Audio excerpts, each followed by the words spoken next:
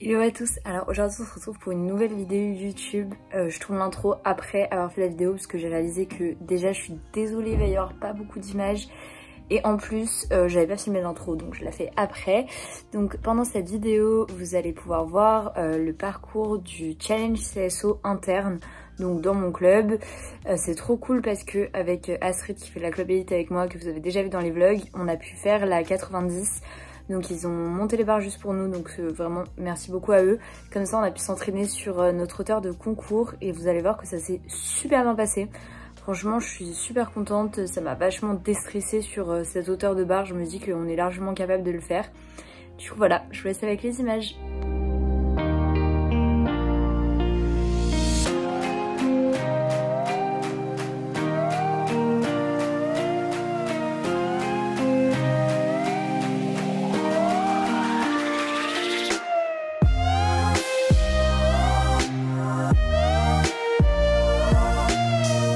Alors après avoir détendu aux 3 allures, on passe à l'obstacle. Donc les premiers sauts se passent plutôt bien, juste je suis pas assez, enfin je l'ai pas assez dans les jambes, je le pique trop à l'éperon et j'utilise pas assez ma jambe.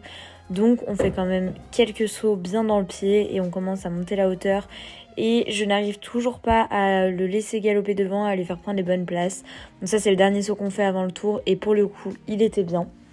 Ensuite, on part sur le tour. Le numéro 1, j'essaie de mettre du galop dans la courbe, mais je lâche tout devant, donc on vient quand même pas mal dans le pied. Donc là, Isabelle me dit de remettre du galop, c'est ce que j'essaye de faire, tout en restant assez redressée. Enfin, j'essaye. Ensuite, le numéro 2, j'ose demander la longue et il la prend très très bien. Ensuite, la courbe, j'arrive pas trop à le redresser sur ma jambe intérieure, mais je lui demande la longue, il la prend et on met 3 foulées au lieu de 4 et ça rentre parfaitement bien. Ensuite, on avait une courbe un peu serrée pour aller sur le numéro 5 qui était assez haut, mais ça se passe très très bien. Là, j'ai pris une petite option, je suis passée devant les obstacles et pareil, le tracé c'était nickel. Je suis pas très discrète, mais au moins j'ose demander ma foulée. Donc là, j'avais décidé de prendre une option et de prendre le biais qui se passe super bien parce que Pipou m'a bien écouté et m'a attendu. Donc je suis vraiment très contente de ce parcours. Ensuite, il reste une dernière ligne où pareil, là j'ai enlevé une foulée au contrat, mais j'aurais pu un peu plus travailler. On voit que je me laisse un peu avaler par la vitesse et je redresse pas assez. Mais globalement, c'est un très très bon tour et je suis super contente de lui.